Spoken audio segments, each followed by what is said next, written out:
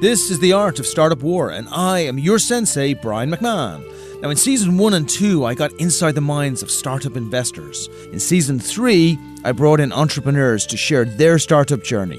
Here, in Season 4, we combine both so you can hear investors critique the investment value proposition of individual companies. You're going to hear how investors make decisions to invest in startups, what makes a great entrepreneur, and how billion-dollar companies are built. So tune in every Tuesday, 10 a.m. on all the major platforms. You can empower your tribe by sharing the podcast, and remember to subscribe, rate, review, and leave us a comment.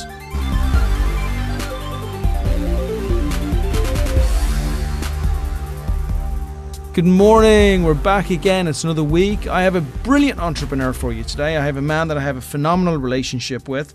We are bringing him into our International Accelerator because we love him. So a lot of the times, by the way, you know, it's Brian here. Normally I'll chat to somebody, we'll go through the podcast. At the end, maybe Alex will be here and we'll be thinking, oh, do we put this person in the accelerator? Do we invest money? I got to tell you with Guy, I'm going to save you the suspense here.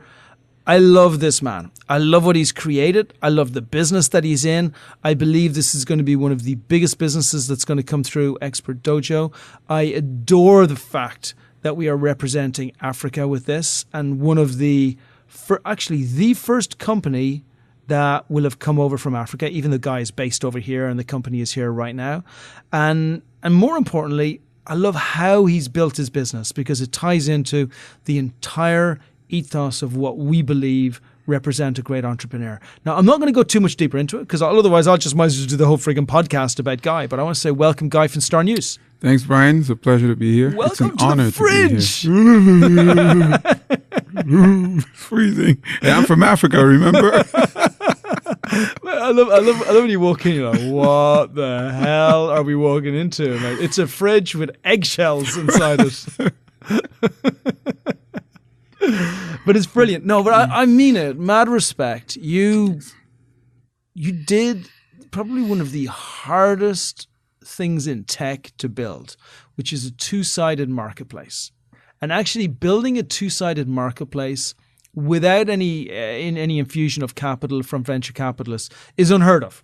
There's nobody does it unless something ridiculous happens. But even those ridiculous things are generally tied into less serendipity and more about, you know, forced luck that came through from one of their partners.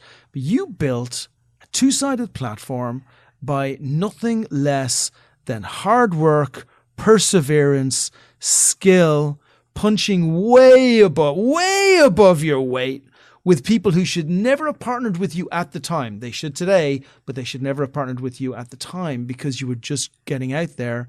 And tenacity. I mean, it's just incredible. And maybe a little bit of opportunity as well. But all of that together wrapped in one ball, that's a fireball of a company. Tell us a little bit about Star News. And then when you give us just the 60-second elevator lift of it, I want to go right back to the start and I want to exemplify each specific thing that you did to turn this into such an incredible company. Wow. Well, thanks for the compliment, Brian. And that's the reason why I love working with you guys. I could tell from the very first time we met, you would understand what I'm trying to do and the effort behind it. You know, you meet people, you tell them your story and they just, they glance over it. But I mean, I got a feeling that you guys understood the pain and also the opportunity.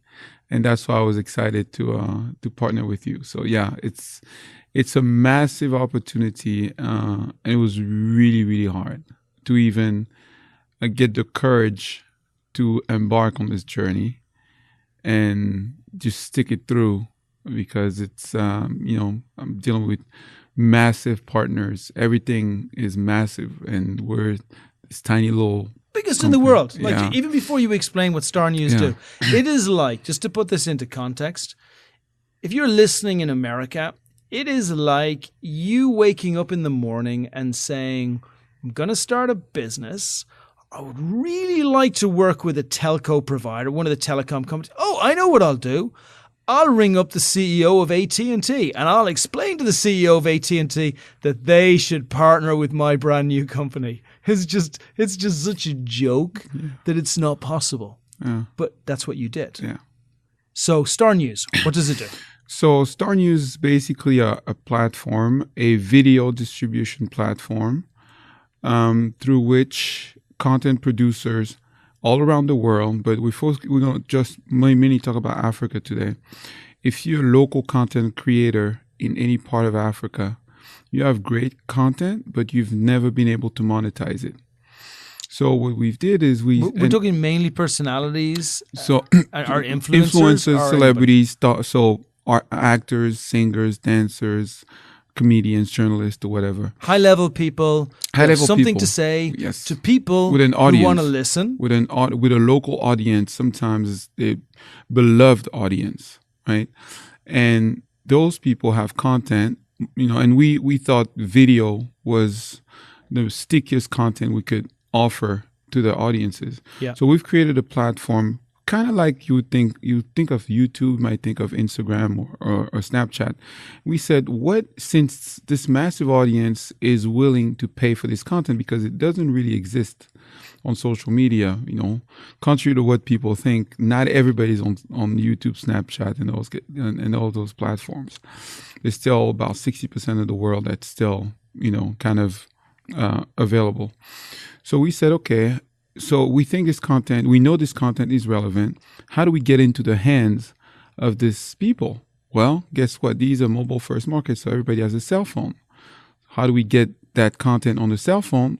As you said, you call up the telco and say, hey, Mr. Telco, I have amazing content that is relevant to your audience at a local level. And guess what? It's also video content. And I know you're building 4G networks and you're looking for content to monetize your 4G investment and your 4G infrastructure. How about I will make sure that content gets to the audience. They enjoy it using your 4G. And at the same time, they're paying a very, very small fee to enjoy this content. And you know what? With that fee, Mr. Carrier, not only are you going to be happy, but I'm going to also take a piece of that fee and give it back to the local content producers who now have been unable to monetize that content, as I said earlier. So it's basically a platform where the mobile carrier is able to sell 4G, great, happy. And on the other side, the local content producer who's broke but very talented with a lot of content is finally able to monetize it. Wow. And we're sitting in the middle of that. Wow. And then, so how do you even approach? Because the value proposition, and actually lessons for people who are listening here, your value proposition has to be good. You have to have a very strong product fit where everyone wins. What I loved about this is that there's no direct friction in anybody not wanting this to happen. The only friction is the confidence level of the carrier that you can actually comply with what you're telling them that you can comply with, right? Yeah. So how did you approach them? What was that process like? I've been working with these carriers for about 10, 15 years, and I've always delivered. So I started off selling infrastructure. So I knew everything about the infrastructure because I was selling the infrastructure 15 years ago. Mm-hmm. I was one of the few guys who saw the opportunity in Africa in building the mobile network. So I was selling base station switches, refurbished for the most part. So I knew exactly where the networks were and where they were trying to go. So when I pitched it to them, I knew that they were at a point where they needed something to monetize their infrastructure. Right. So I had that history. Just had to be a content that made sense. So if I came with something that wasn't relevant to the audience, it wouldn't have worked. So because I knew they were looking for a particular type of content, which really doesn't exist. I mean, if you look at celebrity content from Africa on the internet, it doesn't exist. Right. We're creating it. Yeah. So I had to then figure out a way to create it to then fill up those mobile network pipes. Right. So they said yes. You went to the carrier. You said, guys, I'm going to give you a way to distribute 4G. Not only am I going to do that, you're going to get a revenue share on money that we make by just doing small segments that get sent out every single day. Yeah. And that adds up. Even if it's only a couple of cents, you add it up to a few million people, suddenly you got yourself a revenue stream. And today you have 600 million subscribers in Africa alone. So a couple of cents telco here and carriers. There. Yeah. Almost 700 million actually. Wow. So massive, massive audience. It's growing every day. And everything is about microbilling. Nobody has $30 to spend, but they have 50 cents a day, $1 a day. So and some days they have it, some days they won't have it. Days they won't. You have to be ready to offer something at a price point that the market can accept. And that's why we're able to succeed when some of the other guys are going to struggle because they don't understand $9.99 doesn't work. Nobody has $9.99. And it's funny, people would sometimes pay for something, like say, for example, 50 cents every day, they'll do it. Over 30 days, that's $15, right? But if you say it's $10 a month, they'll say, oh, I don't have that kind of money.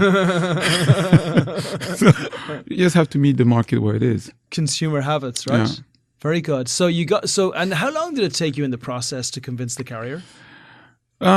So they moved very slow. So they were always interested. Did you have the content at this stage as well? No, I had nothing. I had an idea. I had a PowerPoint. Oh, you got to respect that. And so I told them, showed my PowerPoint. They all got excited and said, yeah, if you have it, we'll launch it. We'll do a deal. So I had a few dollars then, and I started. I thought, I can do this for $50K, $100K. $250,000, later, and me going, choking, I had something that I could take to market. You have a very understanding wife.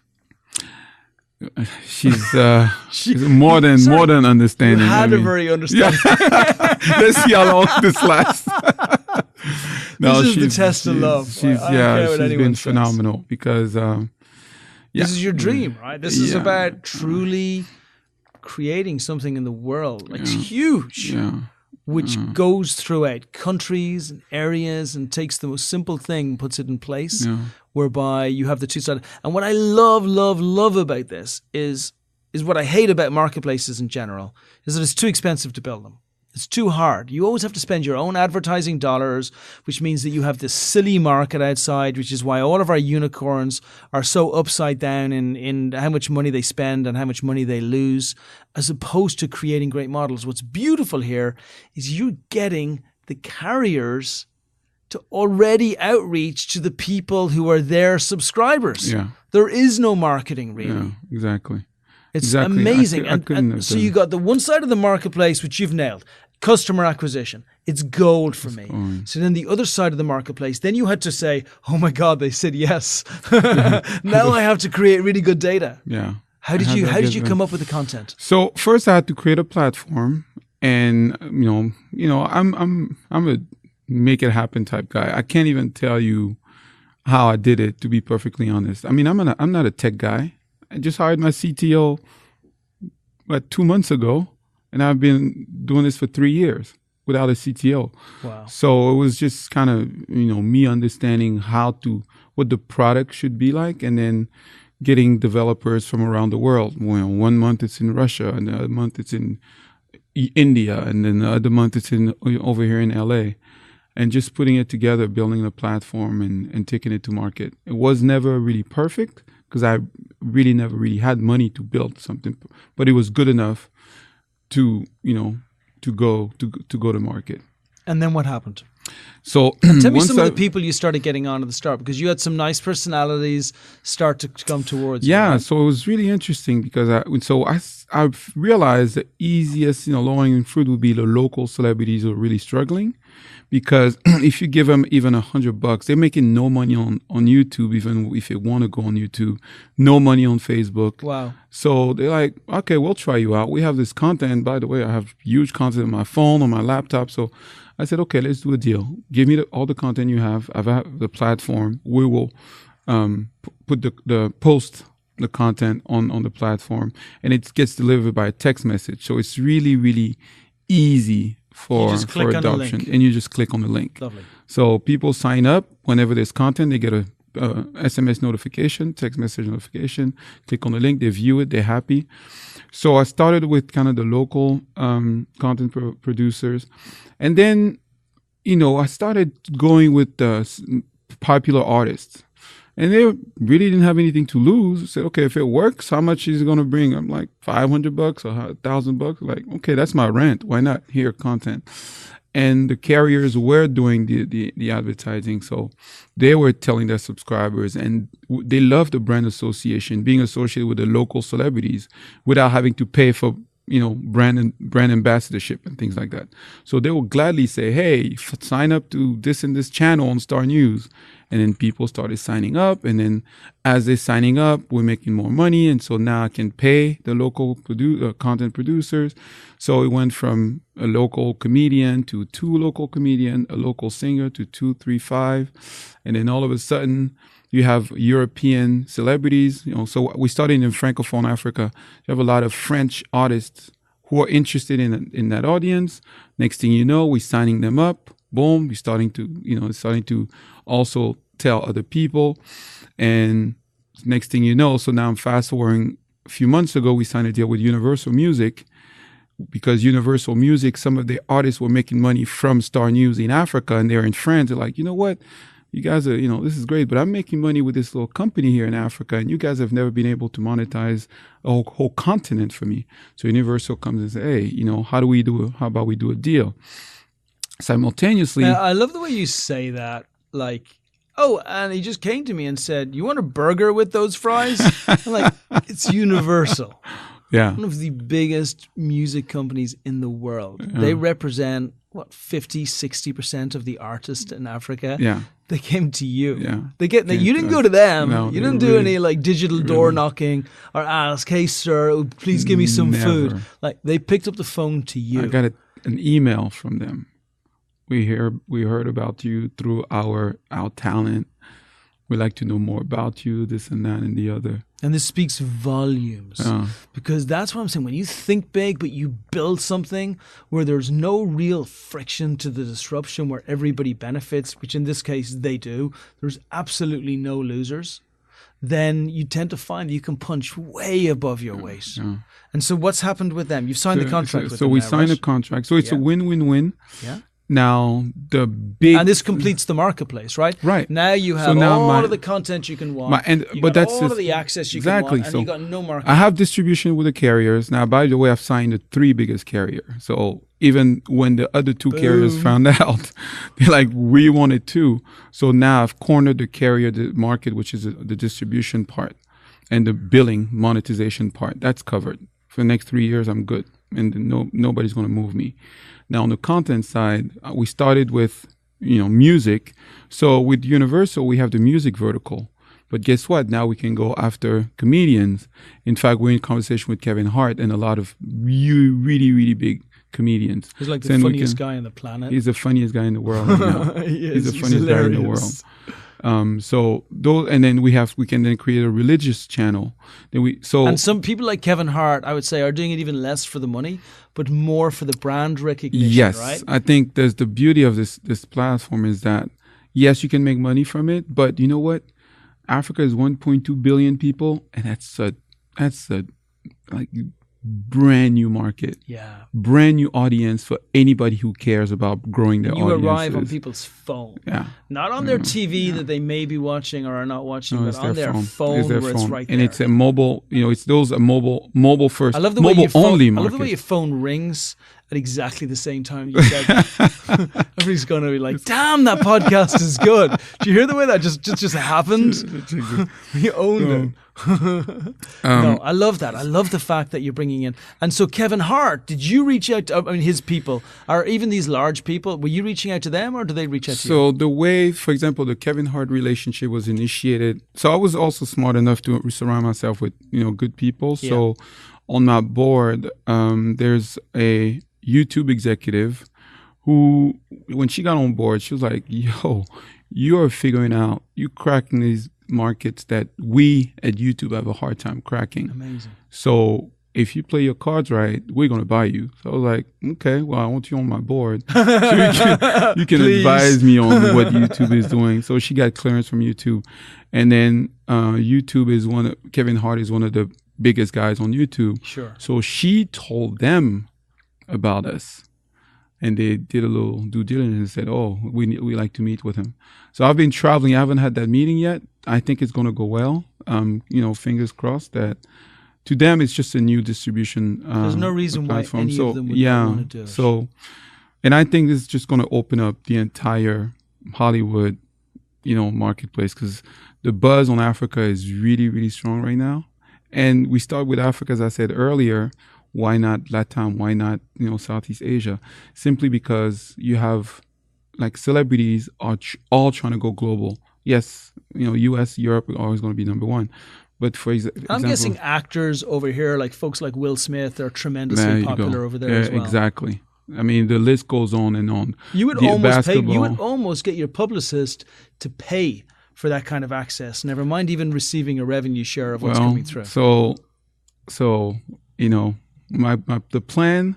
I shouldn't say it, but I think they're going to pay me. I think they will too. Of course, why wouldn't they? By the way, they're paying 10% of their manager. What do you think they're paying the manager for? Is to make sure that they monetize a maximum audience. If you can touch 1.2 billion people, even if you can touch 100 million people, 10%. If let's say Kevin Hart or by the way, what's the total subscription of the 3 countries that you have?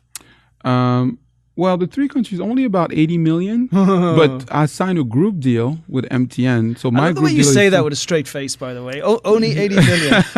That's a bad day. But the group deal I have with MTN is in 20 countries, 250 million subscribers, and they want to have a contract to take Star News in 20 countries over a billion, a quarter of a billion subscribers, and that's signed, and it's just a matter of executing, rolling up countries. And they were like, I mean, we're behind schedule. We signed this contract 6 months ago, and we've only done 4 countries. And I suppose the biggest problem you're facing right now is the tremendous amount of opportunity that's surrounding you. Yeah. And the fact that you you got superpowers to be where you are, but there's just one of you. Yeah. And you got your team you're building around, but you're spearheading the team. So you need to scale up fast, right? Yeah, I need to scale up fast. I need to have an all-star team because it's an all-star project. But getting all-star team means raising money, and that's something I guess I haven't been really good at. So, I mean, we're raising a little bit. We're beginning right now. But yeah. Mate, we're going to put you in here. So the beautiful thing about today is when we looked at you for the International Accelerator, for me, and I say we, because Alex makes the decisions on the International Accelerator, and it's very seldom I step in. First time I met you, I knew this was perfect. First time we sat outside, and I went, I can't believe what this guy has accomplished. That's what got me the most. The fact that everything is about execution. Everybody has ideas. I have ideas. Every day I have a brilliant idea. I'm sitting in the bar and I'm like, I have another brilliant idea. But that's another brilliant idea that won't be executed properly. There's the amount of people who can execute brilliantly and punch that high above their weight and execute it when it happens. Man, you can count those people in a little podcast fridge. Seriously. Nice. So I saw that. For me, it was, and what I loved about you is I'm like, hey man, can we give you 100,000? And you're like, no, you're good. I'll just take 50. I'm like, oh please, can you take some more? You're like, no, I'm good. I just want to hang around you, okay? I'll take your money, not because I need your money, but I'll take your money because I want to have you folks around. I'm like, okay, thanks. We'll work really hard for you. I don't have a doubt. I mean, I never promise anything because it's not fair and it's not right, and you don't know what's going to happen. But I do know that you've cracked a code that I haven't seen anybody else crack, of all of the people who've come through here. And even the people in Silicon Valley, they cracked it because it was contrived and it was forced, and a VC just arranged everything to be there. Nobody cracked it on their own. And you did. And I agree with you. I think the only thing that's going to cause any problem for you is going to be you. Because it's just one of you. There's only a certain amount of hours in a day. There's only a certain amount of days in a week. So we have to be able to scale you up really fast. We have to be able to raise a bunch of money for you. We have to bring in the right partners. And then we have to help facilitate a really strong team. And the area that I'm really looking forward to is your product has outpaced your brand because it's grown so fast. So I want to help build something beautiful that ties directly into how you make people feel. I want it to tie into how you make Africans feel when they get these texts in the morning and it's like, oh man, it's my favorite comedian and he's just come here to make me feel better in the morning. My day's a better day. And how you make brands feel by suddenly being able to touch 50, 60, 80, 100 million people in a flash. That's really, I would say, and I agree, and I'm glad you see this vision. My head has been so buried in just keeping things together that I know the biggest thing that we need to work on is the brand. I mean, we have no. nobody knows about it. Somebody was telling me, so I told you a couple of months ago, we won the best African startup by the World Bank. And we got an interview from a guy at TechCrunch, and he was like, who are you? Where have you been? You got over 1 million subscribers. So I haven't had the time to allocate to getting the even the brand out or making it look the way it should. So having an expert, like you and Dojo behind that's awesome though, because you've built this beautiful technology and you've created the partnership. Like you've done all the hard bits. And I it's really funny, like what we're talking about here, I normally reserve for Israeli companies. Normally, and it's not a criticism, it's more of a differentiator. So I will normally say American companies generally build okay to mediocre product and then amazing brand. Like their brand is phenomenal. America is the land of just great brand and okay product. Israel builds the most incredible deep tech phenomenal product in the world. And they'll have this piece of gold, but then they'll paint it like a black or a dark color so that you can't see the gold anymore. And it's like, why did you do that? And they go, because we want to focus on how amazing the product is. We don't want the shine to take away from how amazing this is, right? Yeah. So for me, I fit you in exactly the same place as the Israelis. I think you've built the impossible. Two-sided marketplace where you've got customers in there and you've also got brands in there and you've also got content in there and you've also got distribution in there. And you could build this up to 50 million people without spending a single dollar on advertising. Yeah. Impossible. I don't know of a single company anywhere in the United States that have done this. So you've focused on it the Israeli way, build it great. Now all we have to do is put a shine on it. Mm-hmm. Maybe that's my Israeli mindset that kicked in. I don't know. It's not your Irish mindset. I know that. Anyway, so how do you see this growing? Where are we going to go? Where are we going to go? We're on the train now. Expert Dojo are with you. We're shouting out to all of our investor friends. We're going to be coming to you with this, not because we think you should invest because it's okay, not because it should be great, but because we are investing 100% and we love the product. And wherever we're putting our money, we feel comfortable going to other people and saying, this is something that you should look at. But speaking to them right now, where's Star News going to go? Well, so I look at it, as an investment opportunity is huge. This thing is just in terms of, it's a cash cow, first of all, but it's also an audience. You're building an audience. And as you know, in media, if you have an audience of 5, 10, 50, 100 million eyeballs, you do the math. It's just, the numbers go through the roof. And it's an audience, even if we just limit to Africa, I do believe we could expand outside of Africa. But even if we just limit to Africa, an audience of 50 million users in Africa is going to be worth a lot of money for anybody who's interested in Africa. So from an ROI perspective, massive. But also for what we're doing that matters. In my opinion, the current monetization model is broken, or it only works here, and even it doesn't really work well here.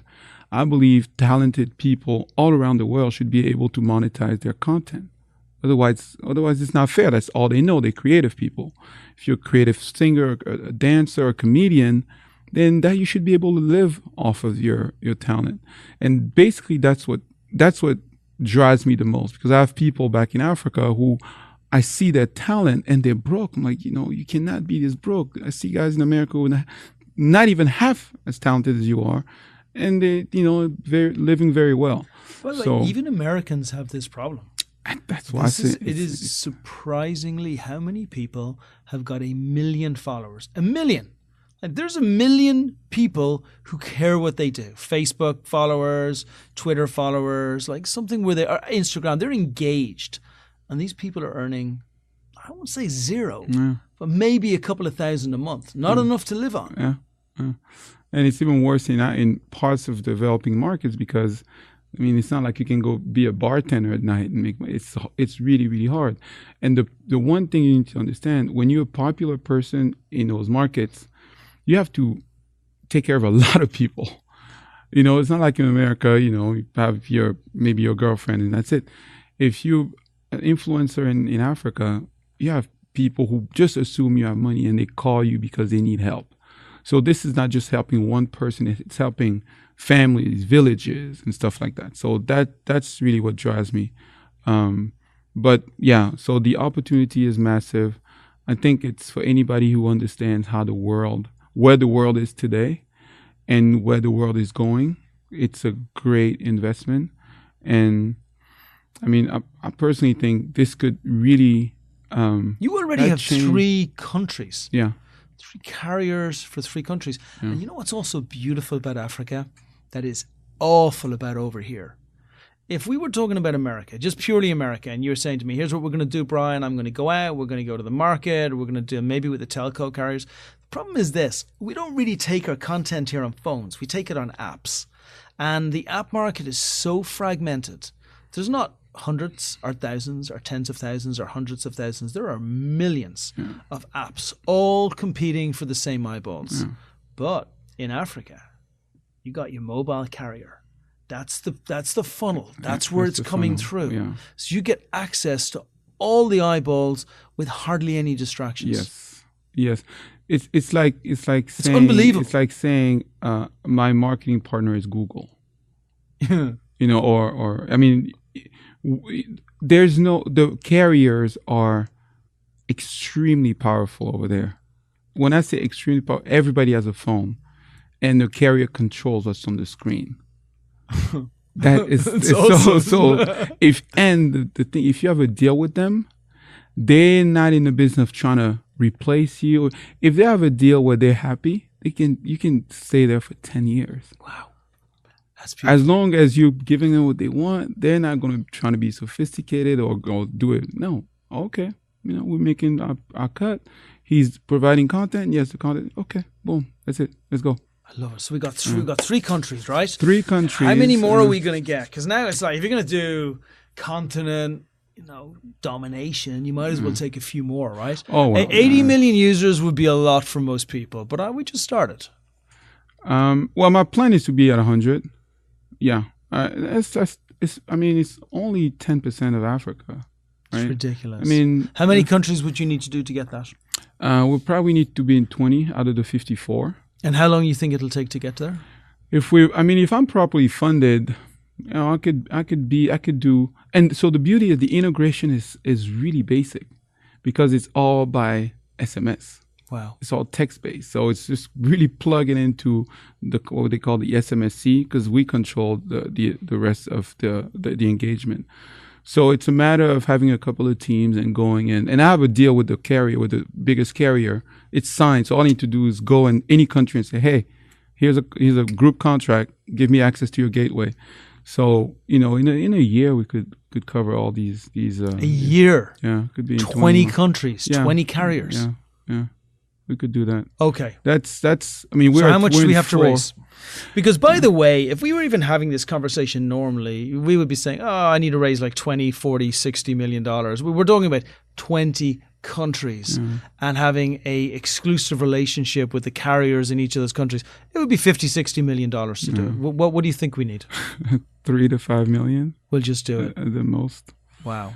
3 to 5 million. And remember, so we don't have to pay for marketing. That's the biggest my favorite thing. That's the biggest thing. And secondly, it's a cash cow. We go into a country and we start generating revenues, so you go into a country 6 months later, maybe a year later, you cash flow positive, so you can take that cash and apply it. So it's really, this money is just accelerating the penetration. So boom, now you can say I'm going to allocate 4 teams for 6 months and go and enter these markets. And this is what we're going to do. We're going straight for Series A. I'm not even sure we need to mess with C. I think, you get with the contracts and everything that you have locked down right now, I think we could go straight to some of the larger VCs and with some of the earlier stage funds and say, let's ramp this thing up straight away. Yeah. I mean, I'm not saying it's easy, but I do see it's a very, very strong value proposition. That's why I built it. I think this is going to be, as you said earlier, one of the biggest companies out of Dojo. Hopefully, No, that's hopefully what we about it. hear. I'm 100% sure. But it could be one of the biggest companies out of Silicon Beach as well. And it would be great. It would be fantastic to if you're listed on NASDAQ, like to plant a flag in the sand, Ooh, and now to be you're able talking. to say, like, it's okay to get acquired and it's okay to come in, but it's a lot nicer to plant a flag and say, you know what, I'm representing here. We're creating a great company in America, which is representing Africa. I think it would be absolutely brilliant. That would be, and it's very real. That would be amazing. It's very I real. haven't thought that far. I love starting at the end, though. I love starting at where we want to get to. And look, there's nothing wrong with being acquired, and there's nothing wrong with getting a couple of $100 million and everybody's happy and you get a nice house and you've been validated and vindicated and all those wonderful things. But there's something much nicer about being on the stock exchange and looking around and say, I actually took put a flag in the sand to show that there's real strong commerce and possibility and potential and all wonderful things coming out of Africa. And that would be my American dream, because as immigrants sometimes we come in here. We're both immigrants, right? Yeah, that's why I say us. We get caught up in the daily grind. I've always felt like if I'm here, I want to do something big. Yeah. I mean, why not? I'm already here, so might as well. Be memorable. Yeah, be remembered. Just be remembered for doing something incredible. Yeah. And if you can do something incredible that lifts a nation, then I think that's a hell of a lot more powerful. Yeah. And then so we're talking about. So I want to just paint the picture. So we know that there is a potential listing, maybe 5 to 7 years down the line. We know that in the short term, which is towards the end of this year, maybe the beginning of next year, depending on kind of how some of these countries fall, we're looking at a raise of $3 to $5 million that we're going to go through in the meantime. We know that you're going to use that, which is going to build your team, and that's probably going to last you around 12 months or so. Would I be right in saying probably between after that, we'll be then looking for another raise of about 10 to 20 million? Or do you think we'll need? I know what you're going to say. I know what you're going to say. And I like this. I love you. I'm going to say it before you even say it. Okay, go ahead. Brian, man, I don't think we're going to need any more money.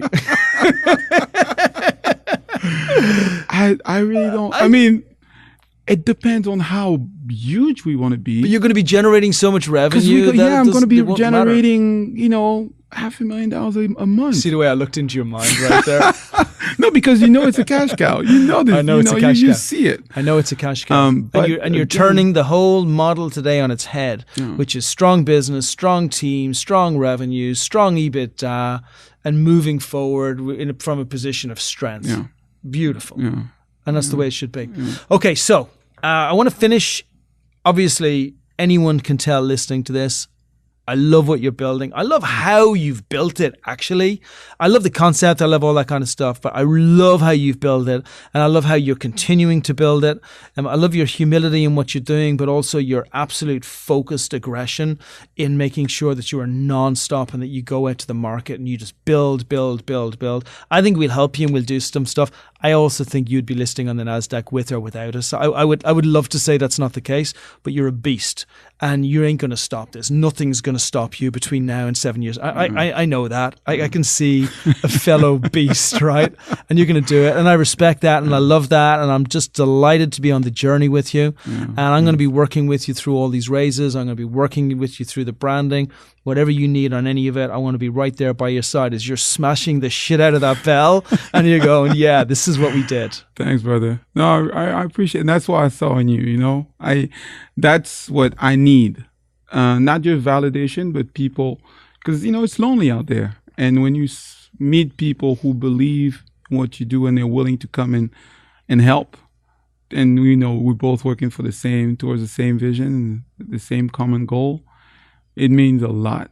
So I appreciate the fact that you can see past this little fat Irish guy into a place of brilliance and strength. That's right. I got you, man. Okay, I want you to I want to finish up with a couple of things. Number one, everybody who's looking to come onto the site, the website is? It's starnewsmobile.com. Beautiful. Number two, how can everybody contact you?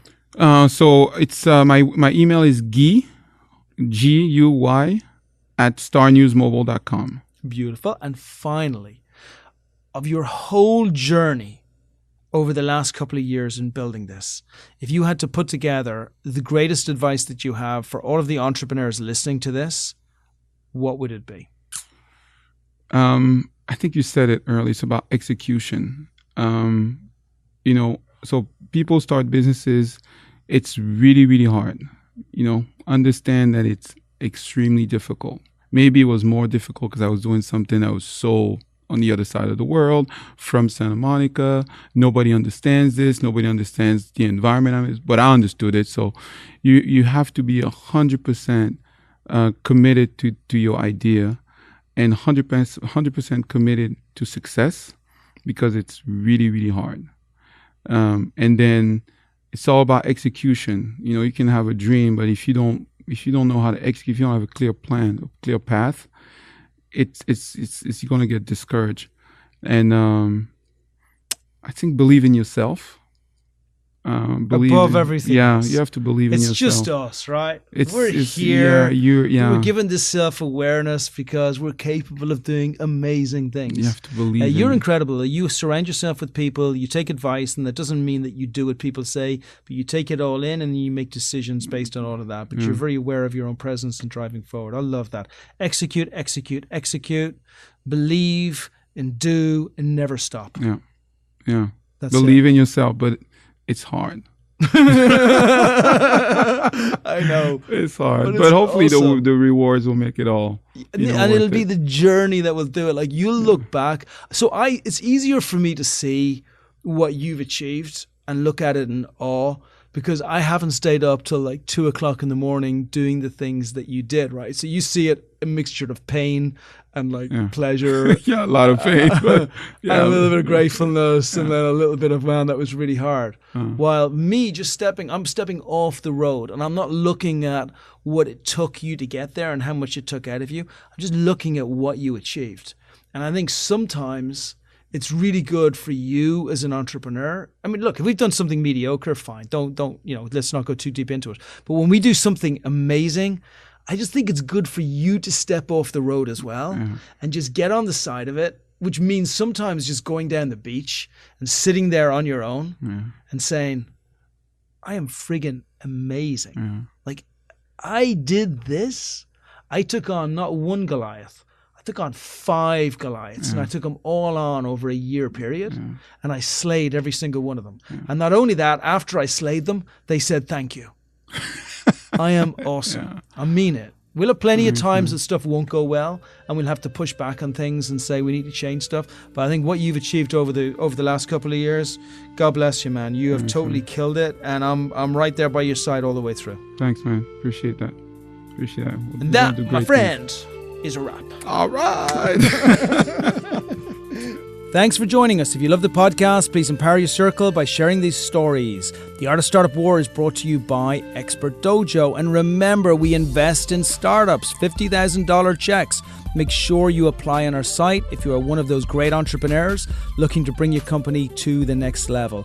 As far as the Art of Startup War is concerned, we are back every single Tuesday at 10 a.m. So remember, check out the new episodes. If you want to find out what the investors think, check out season 1 or 2. But make sure you join us every single week.